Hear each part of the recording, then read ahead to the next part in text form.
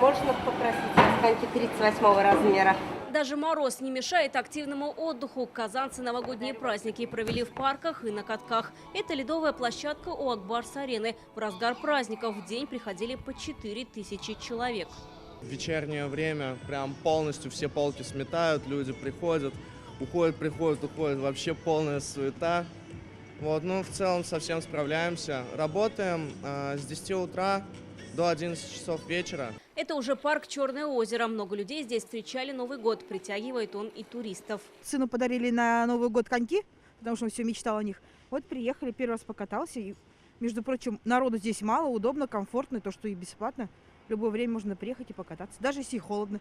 Но людей мало только в холод. Вот кадры, которые казанцы и туристы выкладывали в соцсети в первые дни новогодних каникул. В праздники, говорят они, в парках и на катках Казани были большие очереди в прокат. На парковках трудно было найти место. Не везде лед почищен и выровнен, хотя услуги в большинстве платные. Везде в основном очереди. Абсолютно везде все хотят покататься, насладиться. Мы просто не такие, профессионалы. Нам и кривой лед сойдет. Казань в эти праздники посетили 160 тысяч человек. Главной точкой притяжения стал Казанский Кремль.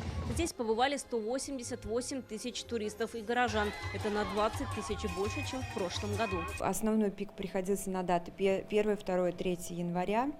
И загрузка была высокая очень в гостиницах и в ресторанах. Мы готовы всегда к приему гостей. Понятно, что бывают какие-то, возможно, шероховатости. Я имею в виду невозможность там припарковаться. В парках и скверах Казани прошли больше 100 мероприятий. Гостей приняли 25 площадок. Если есть обращения и жалобы, мы их оперативно отрабатываем, говорят в дирекции парков и скверов. Наша основная задача, чтобы в парках было красиво, было вовремя убрано, потому что были снегопады сильные и были сильные морозы, когда мы тоже пытались обеспечить как можно больше теплыми элементами, да, нашей площадки. В парках везде, где есть здания, везде есть кофейня, они все работают в своем штатном режиме, куда можно зайти, согреться, выпить чаю. Жалобы бывают, мы отрабатываем их. Казань становится все популярнее среди туристов, и к следующему турсезону есть время подготовиться лучше. Вероника Гайнудинова, Алмаз Ядинов, Данил Филатов, ТНВ, Казань.